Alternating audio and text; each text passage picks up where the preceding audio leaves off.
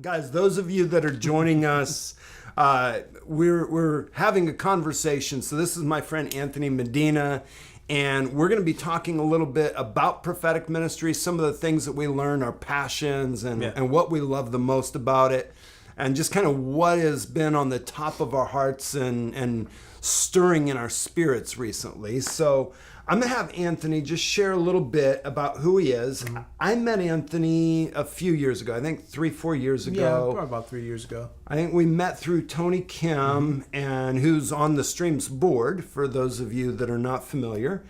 And also through a ministry called International Young Prophets that we've both been kind of connecting with at different levels. And have always appreciated who you are, what you carry, the way that you carry the prophetic gifting and your honor and appreciation. You have a holiness Thank you. for the prophetic that is really beautiful. Whenever I see that, I think everybody has a value for that in some ways. Yeah. But if you were to ask, but some people, it's just so evident. It's kind of inherent in who they are and how they handle it. Mm-hmm. And I saw that as a unique thing and have really appreciated it. Well, thank you. So really glad that you had the time to come up and drive through the rain to be here with us. It's all right. It was slow going, but I made it. We got here. We got here. So tell us a little bit about what you're doing right now, your family. Definitely. So my wife, Melissa, and I have been married over 18 years. We have a miracle boy, 12 years old, named Caleb. He's actually in another room doing some schoolwork because he's homeschooling this year for the first time. So that's a new adventure. Pray for me, please. So like I said, we've been married 18 years. Originally from New York City, we moved to Dallas in 2005 for Bible school. And then the Lord, oftentimes, like he does, pulled a bait and switch. And we've been here ever since. We thought we were going back, but no. We're still here, and we thank God for it because we're better for staying here. But all that to the side, we have a ministry called Hope Fires International, where we teach and train on prayer and the prophetic. So we've literally traveled the world teaching and training on prophetic ministry, on prayer ministry, and everything in between. But those are our two primary focuses, and just the heart behind the prophetic, the heart behind prayer, that it's not just warring. You war from a place of rest and from a place of peace. And the prophetic, it has everything to do with the place of prayer. I'll get to that in a minute. But we're also on staff at our local church, Trinity Church in Cedar Hill.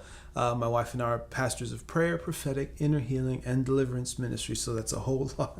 That's a whole lot. But it's okay, man. We love every single bit of it, and just seeing lives changed. That's really what it's about. At the end of the day, you know, you say all these things that you do, and you're like, man, you guys do so much. But at the end of the day, it's about people. If it's not about people, then what's the use of doing it? Come on. You know? Yeah. I mean, that's why we're here. Yeah. Jesus has a heart for his kids. Yes. And we're supposed to go find the ones that haven't come home yet. Yeah. And bring them to him so that he can woo them with his love. Yeah. That really is the whole thing. Yeah. So, well, very cool. So you guys have been, I think a couple years ago now, are you still teaching at the school? No. So I had helped establish a school of ministry at our local church. I did that for about 2 years. I taught about 5 times a week at some points, you know, give or take. But man, I saw so much life change and transformation there. And just teaching people the heart behind why we do what we do, why we're Christians, why we serve this God that we serve. And just teaching people that everything comes from the place of holiness and purity. If you're not pure in here, everything that comes out of your mouth is going to be impure. It's going to be defiled in some way, shape, or form. So just getting people to that place of holiness and just the purity of devotion with the Lord, and doing everything from that place. That just makes me come alive when I can see people transform in that manner. But I did that for 2 years, and then it just kind of branched out from there now. Yeah. So. Yeah, very cool. I love ministry schools. I love that process of sowing into people's lives and seeing those changes, seeing the light bulbs come on. Yes. And people get it. And that switch, man, it makes me come alive. I know that's part of what I was born for. I'm a teacher and kind of the core makeup, if you will, of who I am. So that's a lot of fun. Yeah, I agree. A lot of that is in me as well. So I think that's why we get along so well. Yeah. Yeah, we've got a lot of similarities in some different areas. Yeah. So we're going to talk a little bit about the prophetic. Why are you interested in the prophetic? Like, what got you into this in the first place? How did you end up here? Okay, well, that started, when I got saved. I had a radical encounter with God. It's a really long story that I'll make short for the sake of time. Had a radical encounter with Jesus in my bedroom. The gist of the prayer was, God, if you're real, you're really going to have to show me. And then this man in white appears in my bedroom. Oh, you are real. Obviously, it was much more dramatic than that. And I just felt, it's funny because I felt this fear, this holiness, like if I move, you're going to kill me. But at the same time, just this intense love, like you're holy and you're pure, but you're so loving and so kind at the same time. And so I felt this weird mix of both. And I said, okay, you're real. I'm going to serve you. What do I need to do? And then all of a sudden, just this love, this intense need and desire for the word of God dropped. And, my mother was praying for me. My father was praying for me because I was the rebellious one at home. And they had just had radical encounters with the Lord. And then there was me. And so my mother had plenty of Bibles at home. And so after that experience, I just knew I needed to read the Bible. So I just went and grabbed the Bible and just started reading. Wow. One of the first books I read was Song of Solomon. I'm like, man, this is a strange book if you've ever read it. But I saw the journey that the Shunammite woman was on, searching for her beloved. And it just drew me in. I was like, man, I need to, this God that appeared to me, I need to search for him like she searched for her beloved. Like she searched for the bridegroom. I need to be a friend to the bridegroom in the same manner. And so that set me on a journey really to just knowing the Lord and learning about him more. And then from there it led me into the voice of God. And I got saved around 17 years old, so I had my license. So I was driving around everywhere, and I had this Motorola StarTAC cell phone. This is pre-smartphones, And I remember the first time it happened. I was in the car, came to a red light, and all of a sudden I heard this little voice in the back of my head. It was really, really faint, and it went like this. So for the sake of, just protecting, I won't mention names, but such and such person is going to call you, and they're going to ask you for these things. I was like, that's weird. And then my phone rings. Pick up the phone, hello? There's no caller ID, so I didn't know who it was.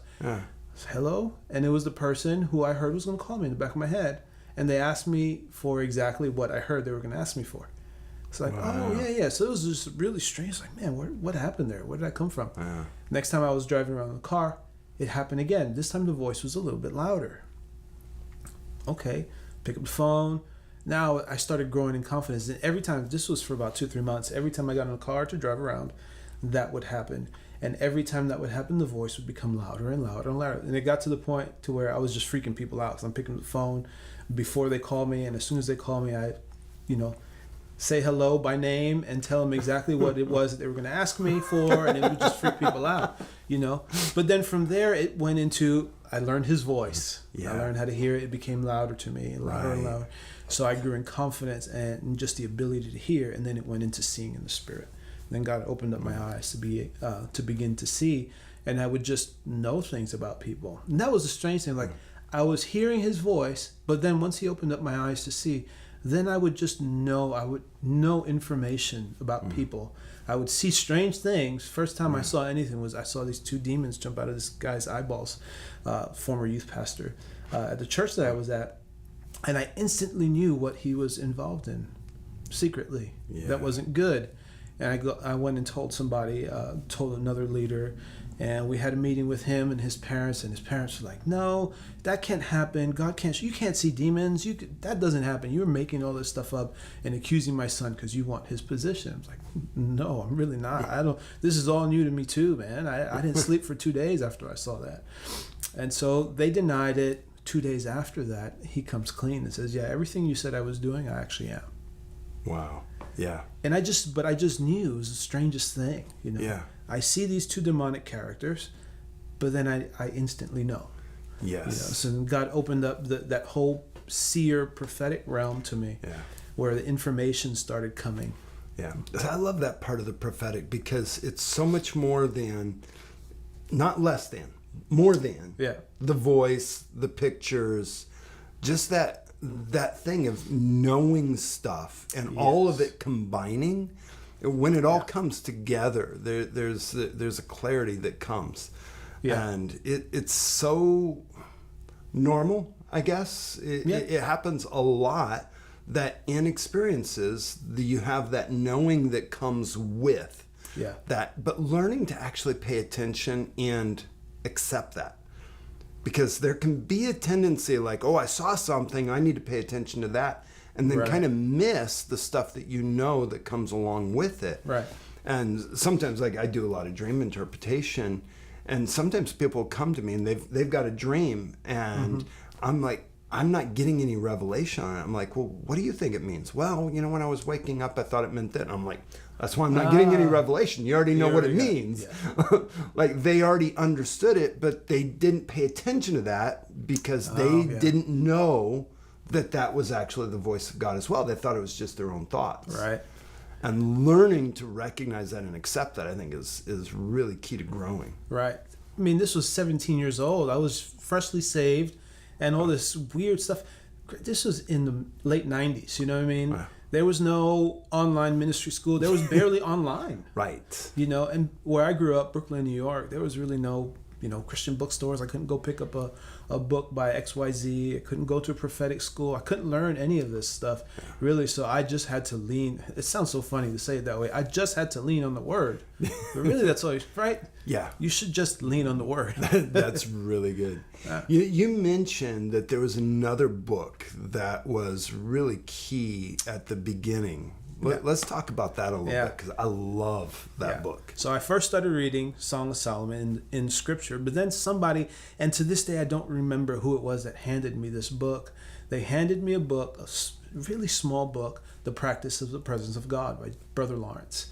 And that just set me on a journey of how can I live like him? His heart's desire was to live in constant communion and communication with the Lord. He was a monk, but he had responsibilities, peel potatoes, wash dishes, cook meals. He couldn't just sit in his room in silence and away from everything and everybody 24 hours a day, 7 days a week. So he just set his heart on a pilgrimage to learn to be ever present with the Lord, to be with him always. And I was like, wow, this is amazing. Like, you can do this, because he goes through his journey in this small book. And I just set my heart on that same pilgrimage. How can I be continuously connected to the Lord, not just to hear his voice for others, but for me? And that's what it was. That's how it started for me. Let it all be for me first, and then from that outflow of me being filled, me hearing his voice, me being close to him, then it comes for everyone else. Yeah. And I'm thankful it started that way, because oftentimes, right, these days, it's taught to us for the sake of another, for the sake of someone else. And then we don't build that personal closeness and nearness with the Lord. So I'm thankful it started for me that way, but it just set me on a journey that I'm still on to this day. Yeah. Yeah, it's interesting. When the first couple of years that I knew the Lord, I can't remember exactly where it was either, but I got hold of this book called The Celebration of Discipline by Richard Foster. Yes. And he talks about practicing the presence. He talks about a few other books. Yep. And so I started finding all the writers that he mentioned. So I remember reading that book, The Cloud of Unknowing, Augustine's Confessions, all these old books that were about this devotional life. And I remember reading Augustine's Confessions, and he goes in between talking about his life into this prayer. But the prayers that he's talking to God, and it was romance. It was this love language, and my heart's like, it was just, I was crying. I'm like, that's how I want to know you. Yeah. And so that desire and that hunger for just knowing his presence and being with him. Yeah. I mean, I love that there's an overflow But when I first found the Lord, I was too broken to think that I had anything to offer to anybody else. I mean, I was just hoping that I would be able to actually live. Yeah. I came out of drugs, and I should not be alive. I came out of some stuff. Wow. And so I just had this gratitude that I was accepted, that he loved me. And that was so, it just became real to me, but that gratitude. And so, I'm searching after his presence out of gratitude, not because I wanted to do something for somebody else. Yeah. But that same gratitude is what drove me to start helping other people. Mm-hmm. Because I'm like, this is too good to keep to myself. Yeah, that certainly is. Too good to keep. I remember reading, what was it? It's in 2 Kings. I think it's in 2 Kings. Might be in 1 Kings. Okay. There's this siege on Samaria. Mm-hmm. It's 1 Kings because it was Ahab. Okay. So Ahab's king, siege on Samaria, and they've got no food. They're eating dung. They're eating anything because they're starving to death. They're getting ready to die. And, the king is so mad. He's going to go find the prophet. It's like, your fault. This is all happening. Mm-hmm. And then it kind of, he gets this prophetic word. Oh, this time tomorrow there's going to be more than enough food. And then it goes to this side story about these lepers. They're outside the gate. They're just hanging out there. And they're like, you know what? We're going to die. Mm-hmm. If we go inside, there's no food, we're going to die. They won't let us inside because we're lepers. If we go out there, the enemy's probably going to kill us. But maybe they'll just take us prisoners, and if we're prisoners, at least we'll get food. Yeah. So let's go. We'll either die quick or we're going to get food. And so they go out to the camp, and they find out there's nobody there. Nobody ask them what's going on, where they're going. And so they look into the first tent, and nobody's there. There's food, so they start eating. They're like, man, there's some gold, there's some nice garments. They can go hide that.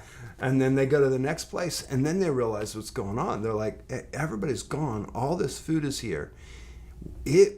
Something bad will overtake us if we don't tell others about how good this is. Yeah.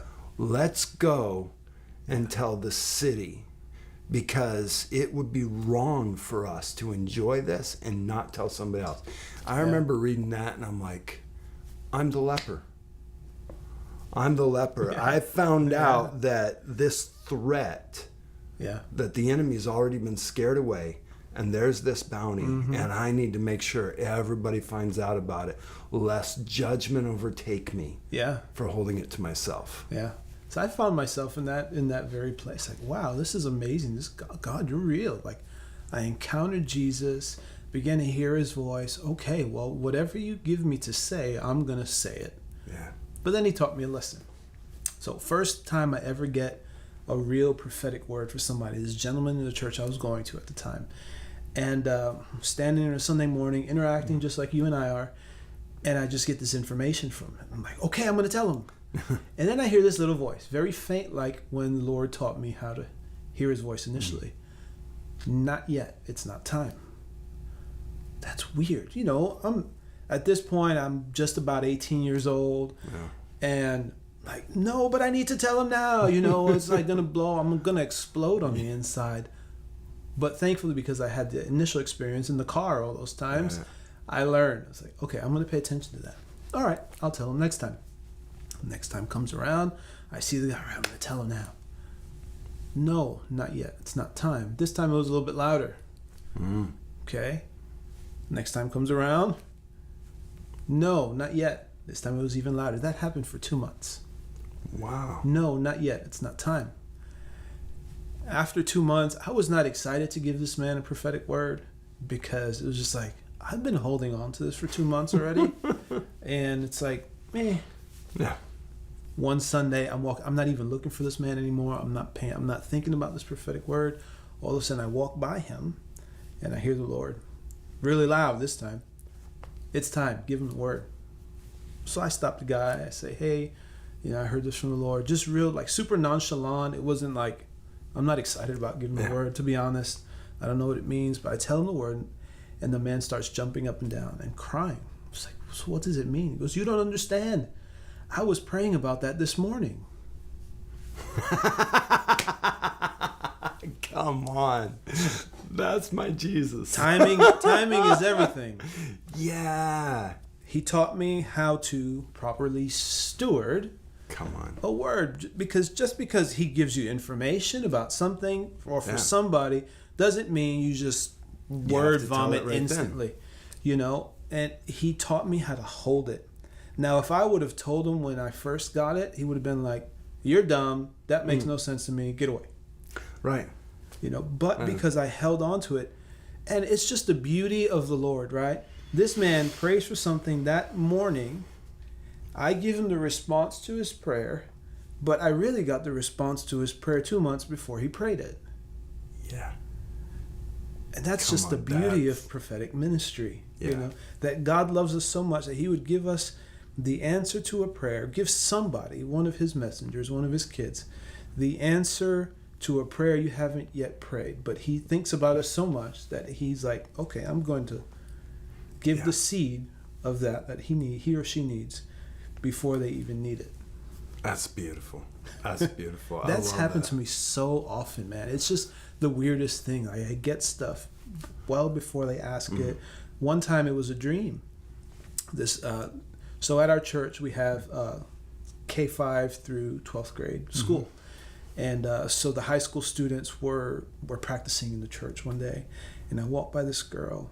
Well, rewind that back. Sunday prior, I see this same girl from across the room on the other side. She's worshiping, and I get this information. She had a dream, and she doesn't know what the dream means. There was a fork in the road, and God is saying this. I'm like, okay, cool. So I'm going to go tell her, but I heard the voice. No way. A week after we're there, this is when I was teaching. So we brought our students in to do prophetic ministry over all those. They were high school seniors, so they were graduating. They were practicing for their graduation. And I see the girl, and I hear the Lord say, okay, tell her. This was a week after. So I tell her, I say, hey, I feel like you had a dream. And I tell her what I heard and what I saw. She goes, that's crazy. I had that dream last night. So just... it astonishes me probably more than it does for them, because it's like, this is bizarre, Yeah. God is so out there. Yeah. And just his thinking and his wisdom is just so far beyond that he would seed information to somebody about something that has yet to happen. Yeah. Yeah, I love it. I was a friend of mine, R.T. Kendall, that I'm kind of trying to develop some relationship. He was close friends with John Paul, and so there's some connection there. And he teaches a lot on the idea of open theism, which is God doesn't really know the future. He's discovering things as he goes with us, and he walks through time with us, basically. Yeah. And how that is just, it's shown so many times in Scripture that that's not the way that it is. I mean, just reading through the book of Isaiah, how many times it's like, I'm the God, I know the future. Talk to your idols. They can't tell you the future, but I'll tell you the future. Right. Here's proof that I'm actually God. I'm going to tell you the future. And then he writes the whole second half of the book of Isaiah as if they were already in Babylonian captivity, which doesn't happen for another 150 years. Yeah. Like the whole half of the book. Yeah. And so, pictures like this where God does that stuff, it just anchors this reality in a trust in our God. Yeah. Because if you have a God that doesn't really know the future, how can you trust him? Yeah. How do you know that he's not going to come into something he didn't know about? I mean, if he doesn't know everything already, maybe he's going to find out there's another God that's bigger than him. Right. Right. Well, I mean, who knows? Or maybe he finds out that he doesn't actually win in the end because he doesn't know everything. So how can he know that he's actually going to win? And that trust that he really knows the future, man, I love stories like that, because it's just, man, our God is so beautiful. Yeah, he's just so beautiful. Yeah, I mean, for me, everything, all of that, right, stems from compassion. Yeah. I've just been studying compassion a lot lately. And when you look at all throughout the Gospels, funny enough, except for John, but the other three, they have this phrase: Jesus looked at them with compassion, looked upon them with compassion. He came, he was crossing the boat, crossing the river, comes off the boat, and he sees the multitudes, and he was gripped with compassion, so he began to heal their sick. And then after that, he feeds the 5,000 because of compassion, and for me, compassion is everything when it comes to just power ministry in general, but especially the prophetic. When you say you're communicating the heart of God or the voice of God, I mean, that's weird enough, right? Yeah. When you say, these are words not my own, that aren't my own, they are from God, the creator of heaven and earth. That's just weird. You don't have to be any more weirder just to say that, Just that, yeah. But there should be like a deep grip of holiness and compassion on the inside of you to say, I'm communicating on behalf of the uncreated creator. And so when you see the life of Jesus, that he was so gripped with compassion, that was the breeding ground for miracles and signs and wonders throughout his short life, and short ministry. Like, man, I need to have that. I need to be gripped with compassion. Yeah. Because if I'm gripped with compassion, then I'm going to weigh these words very carefully. I'm going to test them before I give them. Yeah. I'm going to make sure that what comes out of my mouth is just not made up or something out of my own heart or out of my own will or emotions. I'm going to make sure to the best of my abilities that they come from God, because I have compassion for the one that those words are going forth to, and from there stems everything. Yeah. Yeah, there's this passage in John. I can't remember exactly. I don't think it's in John chapter 5. In John chapter 5 is where it says, Son does nothing of himself, but he only does what he sees the Father doing. There's another passage, I think it's in chapter 8, but I can't remember exactly where it is right now. But it says that I only say what I hear the Father saying. He shows me what to say and how to say it. Mm-hmm. And too often, I think, in our prophetic process, we're figuring out what to say, but we forget the how to say it part. And that has to be filtered through that compassion. Yeah. Because the revelation comes, and sometimes it's a picture, or it's a thought, or it's a knowing. Yeah. But then how to communicate it has to come out in the right way. And we get to decide how we're going to communicate it. Yeah. It's rare that I get a prophetic word where I hear the exact words, say this, and it's word for word what I need to say. I mean, maybe less than a handful of times ever in my life that's happened. Usually it's just thoughts, it's feelings. I know stuff, I understand stuff. I saw something, I had whatever. Yeah. And I have to figure out how to communicate it. Yeah. And if we don't have that compassion, we can do so much damage. Because if we forget that the gift that we have is for the sake of the other person, it's not for us. Mm-hmm. Man, I've seen so much damage happen in the prophetic, where somebody's trying to prove that they have a gift. They're trying to prove that they have value. They're trying to manipulate. They're afraid of being rejected, and so they're a little bit stronger than what they need to be, a little bit more forceful than what God intended, and it creates so much damage. But that place of compassion, man, it's necessary. Yeah. For me, compassion has led me to understand that if I'm called to be a prophet, that I'm not just a prophet on Sundays and not just a prophet on paydays. That I'm a prophet every day. Come on. And that he's going to cause me to be that for somebody every day, all day. And I'm supposed to live that way with that understanding of, gosh, this is just my lifestyle. That I'm going to have to be this way all the time, whether it's recognized or whether it's not, whether I get paid for it or whether I don't. Right. That I'm just going to be a prophet. Case in point, this past Saturday, my wife and I are doing a prayer training at the church, and one of the youth pastors comes in during our breaks. He comes into the classroom and he says, "Hey, I want to introduce you to my friends. They're just in town visiting." I'm like, "Hey, how you doing? Whatever." I tell them my name. They tell me theirs. And but I was busy kind of doing something technical, fixing sound or something like that. And they leave, literally a 1-minute interaction. But as they walk out of the room, I see these question marks floating behind them. I was like, what's that? Been doing this long enough to, okay, well, let me follow the rabbit trail, And so I asked the Lord real quick, so what's the deal with the question marks? And he downloads something to me. It's, questions. Now I have to kind of decipher it and get into, my internal dialogue with Holy Spirit. Okay, what do the question marks mean? What do they not mean? Yeah. How do I interpret it? How do I phrase it for them? And so he gives me something for them. And now I start running around the church campus looking for these people because he's giving them a tour. And I'm sweating profusely, running from building to building, looking for these guys so I could give them the word. They leave. I don't even have the youth pastor's number. So I have to call somebody else to get his number. I finally tracked down his number. I FaceTime. I was like, hey, are you guys still here? No, we just left the campus. Can you guys turn around? So, well, they have to get to the airport. They're actually leaving, so we're getting something to eat on the go, get them to the airport. I said, okay, well, I feel like I have a word for them, and I'll just record it and send it. It's like, okay. So I record it and send it, and I never hear back from the youth pastor. I said, let me know, if this lands. If not, hey, totally okay, The next day, Sunday, I see him in church. I say, hey, bro, tell me, what happened with that? He goes, dude, so you don't understand. So he ends up telling me what happened, and just how profound and how important it was for them to hear what it was that I had to say. And the wife of this couple was sitting in the back of his car. She says, man, it felt like Jesus was sitting next to me, just giving me a hug. But that's cool, right?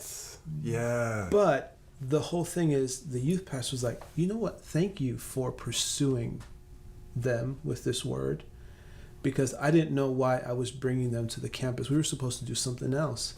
And we started driving by the church. I said, you know what? Let me show you where I work. So I brought him in the room. I didn't know why I had him here, why I brought them to show them empty buildings, but apparently it was for what you had to share with them. So thank you for being that guy, is what he said, for pursuing them with the word of the Lord, and not just giving I could see him, I'll see him again and I'll just give it to him next time. Well, they don't even live here. They live in another state. You probably would have never seen them again.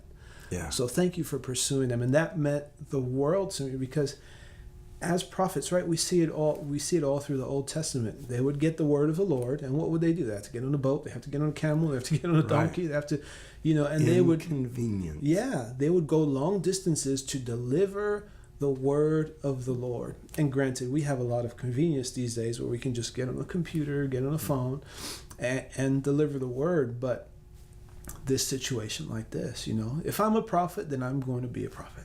Yeah. And I'm going to be inconvenienced because that's just part of the call. Yeah. Well, Yeah. That's so good, man. That's so good. Well, I want to say thank you. Yeah. I appreciate who you are, and I appreciate that there's so many beautiful things that God is doing in the prophetic in the midst of everything else that's going on. Yeah.